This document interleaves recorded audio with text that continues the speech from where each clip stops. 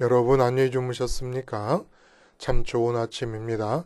2017년 10월 5일 목요일 말씀으로 드리는 오늘의 본지 함께 합니다. 시편 35편 말씀을 같이 하겠습니다. 1절부터 10절까지 같이 읽습니다. 시작.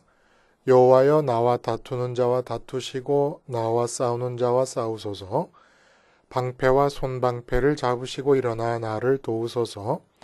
창을 빼사 나를 쫓는 자의 길을 막으시고 또 내 영혼에게 나는 네 구원이라 이르소서. 내 생명을 찾는 자들이 부끄러워 수치를 당하게 하시며 나를 상해하려 하는 자들이 물러가 낭패를 당하게 하소서. 그들을 바람 앞에 겨와 같게 하시고 여호와의 천사가 그들을 몰아내게 하소서. 그들의 길을 어둡고 미끄럽게 하시며 여호와의 천사가 그들을 뒤쫓게 하소서. 그들이 까닭없이 나를 잡으려고 그들의 그물을 웅덩이에 숨기며 까닭없이 내 생명을 해하려고 함정을 파싸우니 멸망이 순식간에 그에게 닥치게 하시며 그가 숨긴 그물에 자기가 잡히게 하시며 멸망 중에 떨어지게 하소서. 내 영혼이 여호와를 즐거워하며 그의 구원을 기뻐하리로다. 내 모든 뼈가 이르기를 여호와와 같은 이가 누구냐? 그는 가난한 자를 그보다 강한 자에게서 건지시고 가난하고 궁핍한 자를 노력하는 자에게서 건지시는 이라 하리로다. 오늘 우리가 함께 읽은 말씀 중심으로 스트레스성 폭식의 신앙이라는 제목의 하나님 말씀 증거합니다. 스트레스성 폭식의 신앙. 스트레스와 연관지어서 새로운 주장들이 요즘 나오고 있어 흥미롭습니다. 스트레스는 독이다 라는 것이 일반적인 스트레스에 대한 생각입니다. 그런데 스트레스는 독이 아니고 약이다 라는 주장을 합니다. 이러한 주장의 배경에는 생리적인 사실이 근거되어 있습니다. 어떤 생리적인 사실이냐? 스트레스를 받게 되면은 우리 뇌에서 옥시토신이라고 하는 호르몬이 분비되게 된다고 합니다. 근데 이 스트레스 호르몬이라고 이름 지어지기까지 한 옥시토신이 또 다른 별명을 갖고 있다는 거예요. 포옹의 호르몬 혹은 신뢰의 호르몬이라는 별명을 갖고 있습니다. 무슨 얘기냐? 사랑하는 연인들끼리 정말 행복한 감정에 빠져서 데이트를 할 때도 옥시토신이 분비가 되고 또 엄마가 아기를 가슴에 안고 젖을 먹일 때도 옥시토신이 분비됩니다. 그래서 포옹의 호르몬이다, 사랑의 호르몬이다, 신뢰의 호르몬이다 라는 그런 별명이 붙었다는 거예요. 뭐가? 스트레스 호르몬인 옥시토신이. 우리가 스트레스 하면은 뭔가 압도하고 억누르는 듯한 불안과 위협의 감정을 말하지 않습니까? 그러니까 쉽게 말하면 두려움이다, 불안이다, 위기감, 질투, 시기 등 종합 비타민과 같은 종합 감정이 스트레스입니다. 그래서 스트레스를 받으면 손바닥이 땀으로 축축해지거나 호흡과 심장박동이 빨라지면서 가슴이 답답해지고 근육이 경직됩니다. 이게 바로 전형적인 스트레스 반응 아니에요? 불안감에 의해서 신체가 그리고 마음이 그렇게 대처하는 거예요. 근데 이 상황을 한번 이 손바닥이 땀이 축축해지고 호흡과 심장박동이 빨라지면서 가슴이 답답해지고 근육이 경직된다. 이 상태를 맞선 보러 간 사람이 아가씨도 남자를 보고 그러고 남자도 아가씨를 보고 그렇고 첫눈에 확 반해버렸습니다. 너무너무 이쁜 거예요. 그럴 때 맞선을 볼 때도 손에 땀이 흐르고 심장박동이 빨라지고 근육이 경직된 현상이 그대로 일어나지 않습니까? 똑같다는 거예요. 스트레스를 받을 때나 맞선 자리에 가서 야, 이거 잘 만났구나 싶은 마음에 막 들뜬 마음이 생길 때나 이게 바로 옥시토신이 똑같이 나오기 때문이다 라고 이야기하고 있다는 겁니다. 그래서 이 옥시토신은 신뢰의 호르몬, 포옹의 호르몬, 사랑의 호르몬이면서 동시에 스트레스의 호르몬이기도 하기 때문에 스트레스라고 하는 것을 잘 받아서 대처할 수만 있다 그러면 이 스트레스는 독이 아니라 약일 수 있다. 진짜 독은 뭐냐? 스트레스가 해롭다는 우리의 확신과 믿음이 진짜 독이다. 라고 하는 새로운 주장들이 나타나고 있다는 겁니다. 그래서 여러분, 스트레스를 받았을 때 어떤 여자분들은 빨래를 막 합니다. 깨끗한 옷도 다 끌어내다가 빨래를 하면서 스트레스를 풀기도 하고, 또 스트레스를 받으면 밥에다가 김치를 넣고 있는 먹다 남은 나물들 잔뜩 집어넣고 고추장을 비벼가지고는 막 폭식을 하는 그런 또 스트레스 해소 방법을 취하는 또 사람들도 또 있기도 해요. 또 스트레스를 받으면 잘 먹지도 못하는 술을 고주망태가 되도록 그냥 필름이 끊긴다 그러죠. 필름이 끊길 정도로 술을 또 마시기도 합니다. 근데 이 스트레스성 폭식이나 스트레스성 폭음이나 스트레스성 무슨 빨래하기나 이런 모든 것들이 다 옥시토신과 연관이 되어 있다라고 볼 수가 있다는 겁니다. 그런 의미에서 스트레스로 인한 폭식과 신앙, 스트레스로 인한 폭음과 신앙, 도대체 어떻게 연관지어서 생각할 수 있고 의미를 찾을 수 있을까? 한번 생각해 볼 필요가 있겠다는 생각이 들어요. 왜냐하면 스트레스라고 하는 것이 폭식으로 이어진다는 것은 스트레스로 인해서 과도하게 이 배고픔을 느낀다는 거거든요. 과도하게 배고픔을 느낀다는 것은 무엇인가를 강력하게 흡입해야 된다라고 하는 것을 뜻하는 것이기 때문에 이게 믿음과 모종의 연관이 있지 않겠는가. 실제 삶에서 우리가 신앙인으로서 살아가는 삶에서 뭐 어떤 의미를 가질 수 있지 않겠는가라는 생각을 해볼 수 있다는 거예요.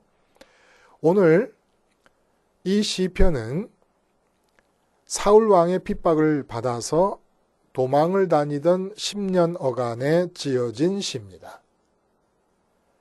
자신이 당하는 환난으로부터의 구원을 간구하면서 특별히 억울한 처지를 많이 한탄을 하고 그리고 또 사울과 사울을 추종하는 대적들이 정말 부당하게 나를 공격하고 있다는 것에 대한 한탄이 아주 비탄 어리게 나오고 있는 그런 시예요. 그래서 그들의 세력이 몰락하기를 바라는 저주시의 성격도 갖고 있습니다. 그러니까 별다른 잘못도 한 적이 없는데 전혀 부당하게 핍박을 받으면서 10년이라는 장기간 동안에 걸쳐 도망자로 살아야만 했던 억울함이 이 시 전편에 다 드러나고 있다는 거예요.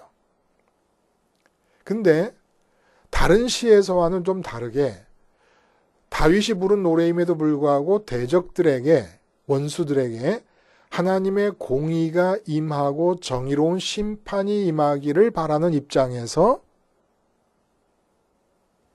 대적들에게 어떤 불행이 임할 것을 얘기한다기보다는 개인적인 악감정이 드러나고 있다고 보일 정도로 시가 진행이 되어 가고 있다는 겁니다. 그러한 표현들이 가득하다는 거예요. 예? 이게 좀 이상하다는 거예요. 이 시를 그대로 액면 그대로 받아서 우리가 삶에 적용하기에는 원수를 사랑하라고 하는 주님의 말씀도 있고 많은 주님을 비롯해서 스데반 집사님이나 뭐 베드로 사도나 사도 바울이나 많은 분들이 순교를 당하면서도 억울하게 죽어가는 그 죽음의 현장 속에서 자기를 죽이는 자들을 축복하고 용서하는 그런 기도를 한 것을 생각할 때 이게 성경 안에서 일관성 있게 이해하기가 힘들다는 겁니다. 이런 감정은 이해를 하겠어요. 인지상정으로 우리도 이런 감정을 가질 수 있으니까.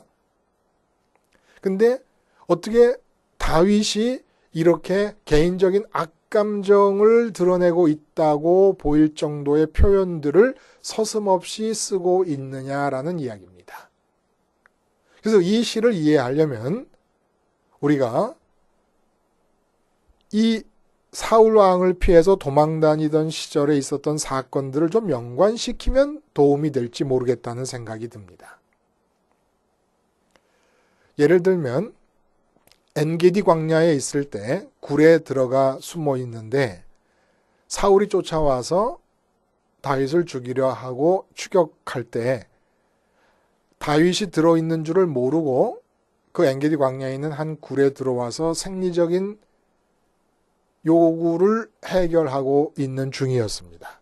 이때 다윗 주변 사람들이 여호와 하나님께서 당신의 억울함을 아시고 당신의 대적 사울을 당신 손에 붙였습니다. 이제 창을 들어서 찌르기만 하면 죽겠습니다. 라고 할 때 여호와께서 기름 부으신 자를 내 손으로 죽일 수 없다라고 죽이지 않아요. 그리고 그 뒤에도 또 사무엘상 26장에도 보면은 사울이 하길라 산에 진치고 다윗을 추격하던 그런 과정에 밤이 돼 깊이 잠이 들었을 때 아비새를 끌고 다윗이 그 적진으로 들어갔더니 사울의 군대 장관 아브넬과 사울이 그리고 모든 병사들이 다 골아 떨어져 가지고 정신없이 자고 있습니다. 그러니까 아비새가 동일하게 두 번 찌를 것도 없고 한 번만 찌르면 땅에 창이 박힐 것이고 사울이 죽을 것인데 이 여호와가 준 기회다라고 얘기를 할 때 다윗이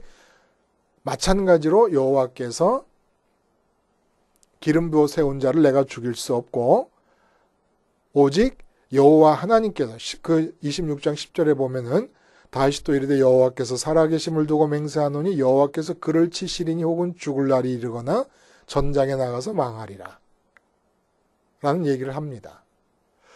이 사건, 이 이야기와 오늘 시편의 이야기를 한번 비교를 해본다는 거예요. 한번 연결을 시켜본다는 겁니다. 연결을 시켜보면은 기가 막힌 표현들이 나오지 않습니까? 뭐라 그래요? 1절부터 쭉 읽어 내려가던 중에 우리가 8절 같은 경우 보면 멸망이 순식간에 그에게 닥치게 하시며 그가 숨긴 그물에 자기가 잡히게 하시며 멸망 중에 떨어지게 하소서. 네? 그리고 그 뒤에 보면은 19절 같은데 부당하게 나의 원수된 자가 나로 말미암아 기뻐하지 못하게 하시며 까닭없이 나를 미워하는 자들이 서로 눈짓하지 못하게 하소서.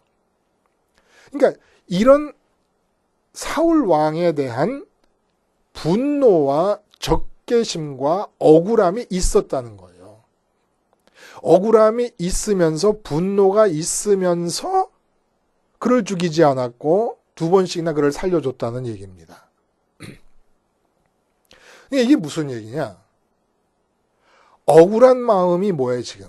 이게 사울 왕이 쫓아다니니까 과도한 스트레스를 지금 받고 있는 겁니다. 다윗이. 근데 1절부터 보면은 이 시 전편에 걸쳐서 그런 억울함과 분노와 어떤 이 한탄과 이러한 감정에 따라서 손가락 하나도 움직이질 않습니다. 이게 희한하다는 겁니다. 동굴에 들어와서 뒤를 볼 때에 사울을 찔러 죽이지 않았다고 해서 다윗의 마음속에 분노나 사울 왕에 대한 원망과 적대감이나 이런 게 하나도 없었던 것이 아니에요. 냉정하게 평정을 되찾으면서 평정을 유지하면서 신앙적 고백을 통하여 여호와께서 기름 부으신 자를 내가 죽일 수 없다라고 아주 냉정하고 객관적으로 평정심을 잃지 않고 말한 게 아니라는 겁니다. 속에는 오늘 본문에서 표현되듯이 당장 죽이고 싶어요. 8절에 보면은 멸망이 순식간에 그에게 닥치게 하시며 그가 숨긴 그물에 자기가 잡히게 하시며 멸망죽에 떨어지게 하소서. 그러니까 우리가 교회에서 싸움 박질할 때 상대편 장로님을 향해서 뭐라 그래요? 차 타고 가다가 교통사고 나서 크게 다치거나 죽게 해 주시옵소서라고 기도는 못해도 그렇게 되면, 그런 일이 벌어지면 전부 손뼉 치면서 그럴 거예요. 그거 봐라. 하나님이 살아계시지 않느냐. 예? 아주 고소해하지 않습니까? 근데 다윗은 지금 오늘 본문에 보면 고소해하는 정도가 아니라 한 걸음 더 나가서 아예 교통사고 나서 죽게 해주시옵소서 기도하고 있는 거예요. 멸망이 순식간에 그에게 닥치게 하시는 게 요즘으로 말하면 교통사고 나서 죽거나 심장마비로 급살하거나 뭐 이런 거 말하는 거 아니겠습니까? 아니면 갑자기 회사가 부도가 나갖고 거리에 나앉거나. 이런 감정이 있는데 본문 우리가 읽은 대로 이런 감정대로 손가락 하나 움직이지를 않는다는 겁니다.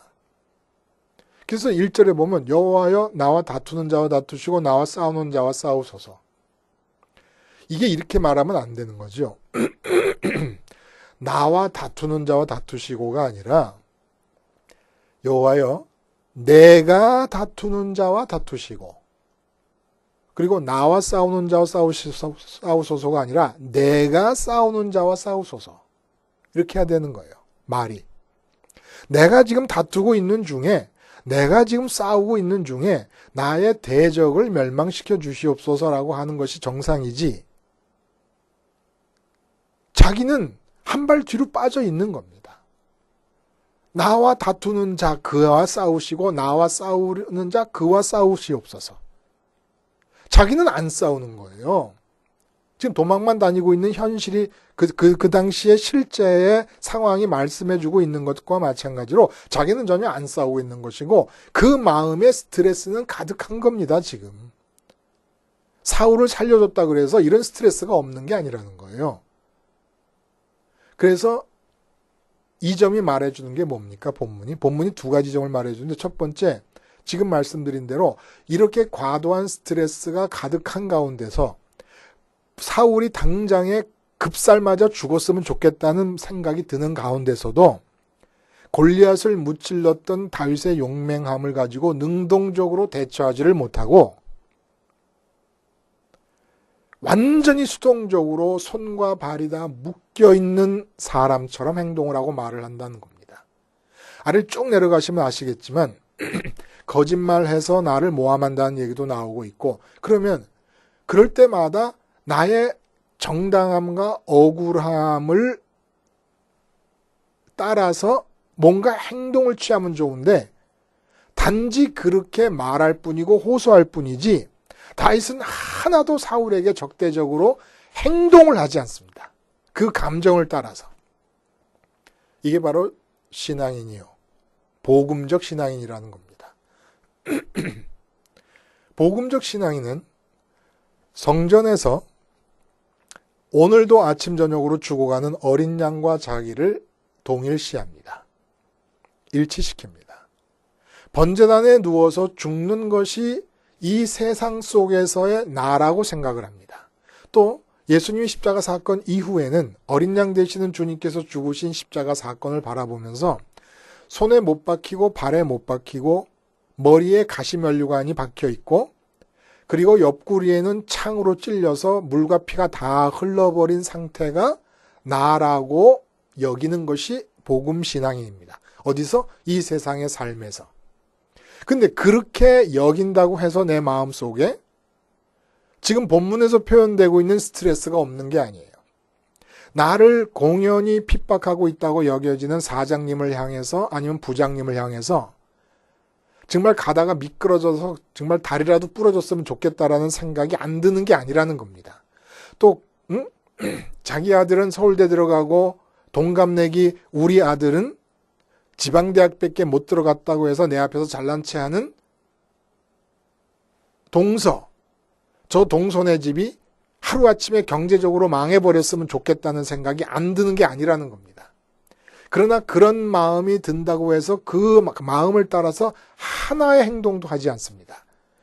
1절과 2절에서 본 것처럼 방패와 손방패를 잡으시고 일어나 나를 도우소서. 창을 빼서 나를 쫓는 자의 길을 막으시고 내 영혼에게 나는 내 구원이라 이르소서. 자기는 하나도 싸움에 직접적으로 관여하지 않는다는 거예요. 이게 바로 십자가에서 못 박힌 주님과 나를 동일시하는 자들의 운명이라는 겁니다. 어떤 억울한 핍박을 받아도 스트레스가 내 마음에서 이렇게 과도하게 생길지라도 손가락 하나 까딱하지 못하는 것이 하나님을 이 세상에서 믿으며 사는 자들의 운명이다라는 걸 본문이 보여주고 있다는 거예요.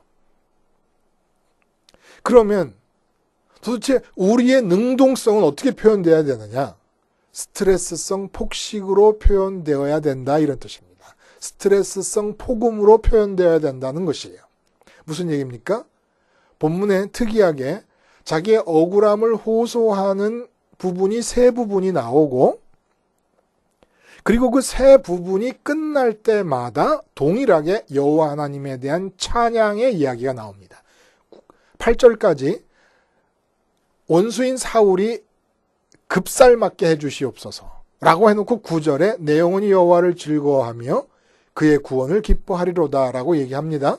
그리고 11절부터 17절까지 17절에 뭐라요? 내 영혼을 저 멸망자에게서 구원하시면 내 유일한 것을 사자들에게 건지소서 해놓고 18절에 내가 대회 중에서 주께 감사하며 많은 백성 중에서 주를 찬송하리다. 그리고 마지막 19절부터 26절까지도 또 똑같이 억울함을 호소하면서 하나님께서 그렇게 자기를 신원해 주실 것을 호소하다가 28절에 나의 혀가 주의 의를 말하며 종일토록 주를 찬송하리다라고 이야기를 합니다. 이게 뭐겠어요? 사울 왕으로 인해서 억울합니다. 분노가 생깁니다. 사울 왕이 당장에 급살맞아 죽었으면 좋겠다는 바람이 생깁니다. 그러나 나는 성전에서 죽어가는 상번제의 어린 양입니다. 그게 나라고 가르쳐 주신 거예요. 왜 상번제가 아침 저녁으로 매일같이 치러지느냐? 그것이 네가 어디에 살든지 세상 속에서의 너 자신이라는 걸 잊지 말아라. 그럼 무엇을 할 수 있겠습니까? 그게 스트레스가 가득 쌓여요. 그러나 스트레스가 쌓인다고 내가 진짜 양처럼 죽어버렸으면 스트레스가 쌓이지 말아야 될 것 아니겠습니까? 스트레스가 없어야죠. 죽었으면. 근데 양이라고 생각하고 십자가에서 못 박혀서 내 손, 발을 꼼짝 못한다. 그리고 머리에 가시면류관이 박혀서 아무 생각도 할 수가 없다라고 여긴다 하더라도 내 마음에서 일어나는 이 스트레스성 적개심과 분노를 어떻게 해야 되느냐 이겁니다. 그러니까 부장님한테 스트레스를 받았으면 집에 가서 폭식하라는 얘기예요. 그래서 다윗이 취한 폭식의 내용이 뭡니까? 여호와를 먹는 겁니다. 내 영혼이 여호와를 갑자기 원수로 인해서 분노하고 억울한 감정에 한이 맺혀가지고 당장이라도 급살 맞았으면 좋겠다고 노래하던 다윗이 갑자기 내 영혼이 여호와를 즐거워하며 그의 구원을 기뻐하리로다. 이것은 스트레스를 간뜩 받은 미스김이 집에 가가지고 찬밥을 잔뜩 부어가지고 밥을 비벼가지고 막 먹는 모양이 연상되지 않습니까, 여러분? 하나님을 막 먹어대는 겁니다. 막 먹어대는 거예요.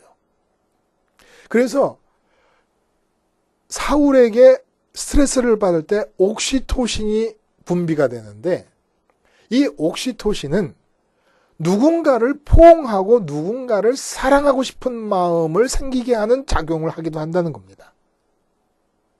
뭔가는 마음을 채우지 않으면 부장님과 사장님에게 당해서 공허해진 내 마음을 유지시켜 나갈 수가 가눌 길이 없다는 얘기예요. 근데 절대로 사장님과 부장님에 대해서 단 한마디도 억울한 심정과 분한 마음을 가지고 행동하고 리액션을 취하지 말라는 겁니다. 나는 왜? 십자가에서 못 박힌 사람이니까. 이걸 지켜나가라는 거예요, 어쨌든지. 응?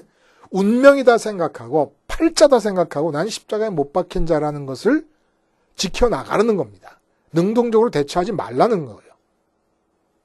그 대신에 나의 능동성은 어디서 발현됩니까? 전부 다 하나님이 싸우세요. 하나님이 막아주세요. 하나님이 구원해주세요. 하나님이 대처해주세요. 하나님이 나의 억울함을 풀어주세요. 해놓고는 다윗의 능동성은 여호와를 즐거워하고 여호와의 구원을 기뻐하는 것으로 나타납니다. 여호와 하나님을 찬송하는 쪽으로 능동성이 나타납니다.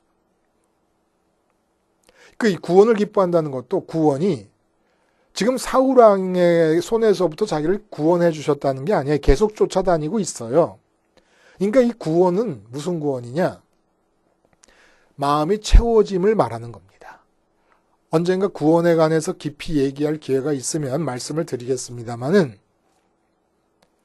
마음이 채워짐. 그러니까 내가 사울 왕으로 받은 이 스트레스를 하나님을 폭식하는, 하나님을 포옹하는, 하나님을 끌어안는 사울 왕이 나에게 주지 않는 신뢰를 내가 하나님을 신뢰함으로써 극복하려고 하는 이 옥시토신의 전환, 이 전환점을 신앙인은 삶에서 끊임없이 실천해 나가야 된다는 것을 본시가 보여주고 있는 겁니다. 하나님의 공의가 실천되기를 바라는 시가 아니에요. 그냥 자기의 개인적 악감정을 그대로 다 드러냅니다. 그러나 손가락 하나 까딱하지 않습니다. 그리고 그 스트레스를 방향을 어디로 바꾸느냐? 하나님을 찬송하고 하나님을 즐거워하는 쪽으로 방향을 바꿔버립니다. 이게 삶을 살아가는, 삶의 현장을 살아가는, 어쩔 수 없이 우리를 칭찬하는 사람들만 있고 우리를 좋아하는 사람들만 있는 게 아니지 않습니까? 우리를 대적하는 사람들이 있을 때 어떻게 하느냐라는 것이에요. 결국 10년 동안을 이렇게 살았던 거예요. 스트레스성 폭식으로 견뎌내며 살았던 겁니다. 부장님이 구박합니다. 한마디도 못하고 구박을 다 당하고 집에 와서 밥 비벼가지고 폭식하고, 또 남자분들 같은 경우는 부장님이 그렇게 핍박을 하면 술집에 가서 술을 먹으면서 포금을 해서 견뎌냅니다. 그런 것처럼 우리가 이 세상을 살아갈 때 우리 마음에 쌓이는 스트레스를 어떻게 견뎌냅니까? 하나님을 폭식하고 하나님을 포금하면서 견뎌내는 거라는 거예요. 포금과 폭식이 뭐예요? 과도하게 집중해서 먹는 거, 마시는 것을 말하는 거 아닙니까? 주님께서 뭐라 그러셨습니까? 내가 하늘에서 내려온 양식이요 생명의 음료라 그러셨어요. 나를 먹고 나를 마시라, 내 몸을 먹고 내 피를 마시라고 하십니다. 그러니까 십자가에서 죽으신 그 주님의 죽음을 과도하게 포금하고 폭식을 하는 겁니다. 세상에서 돈이 안 벌려서 스트레스가 쌓이잖아요. 그러면 돈 안 벌리는 스트레스에 대해서 내가 돈 잘 벌게 하기 위한 어떤 방법을 세우고 실천하지 말고 주님을 포금하고 주님을 폭식하는 겁니다. 우리 소고기 먹을 때도 죽은 소를 먹지 산 소를 먹는 건 아니지 않습니까? 주님이 죽으셨다는 건 내 음료와 내 양식이 되기 위해서 죽으신 거니까 주님을 잔뜩 먹는 겁니다. 주님을 바라보고 주님을 꼬나보고 주님을 먹고 주님을 마시는 거예요. 이 세상에서 스트레스가 쌓일 때마다 자식이 공부를 너무 안 해요.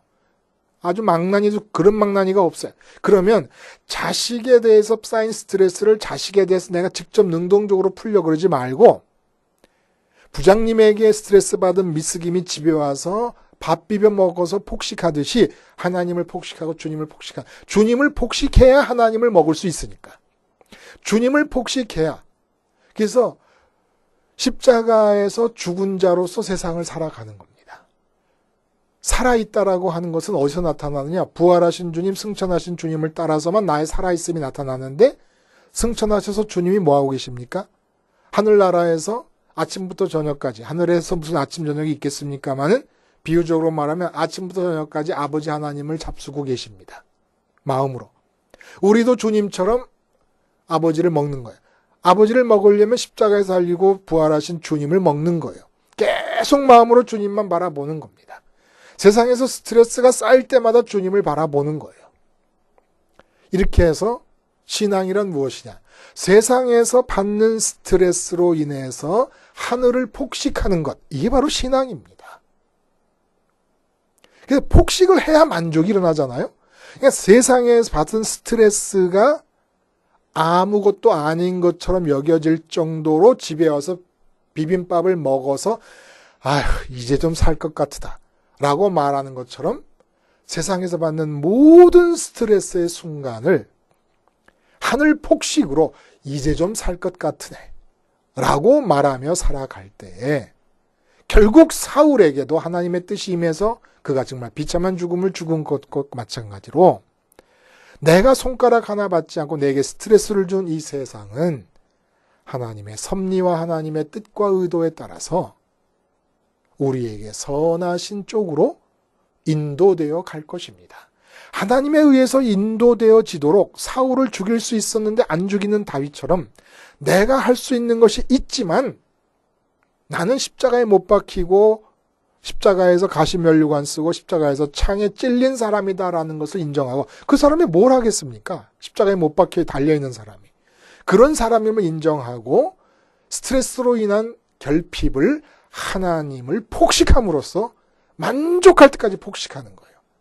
이 세상의 스트레스가 작게 보이고 아무것도 아니게 여겨질 때까지 하나님과 주님을 폭식하는 사람.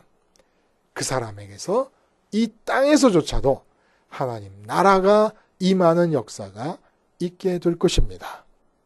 오늘도 친척끼리 만나서 스트레스를 받는 그런 명절이라면 나는 십자가에 못 박힌 자임을 기억하고 대적하거나 대항하지 말고 친척이 준 스트레스를 하늘 폭식으로 견뎌내시면 가족과 친척과의 관계에도 하나님 나라가 임하실 것입니다.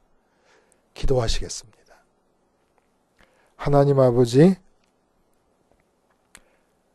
세상에서 십자가에 못 박혀 죽은 자로 여기며 살지라도 내 마음에는 스트레스가 쌓일 것인데 그럴 때마다 주님을 폭식하고 하나님을 복음하면서 견뎌냄으로써 내게 스트레스를 주는 이 삶의 영역에도 하나님의 통치가 임하게 하여 주시옵소서. 예수님의 이름으로 기도하옵나이다. 아멘.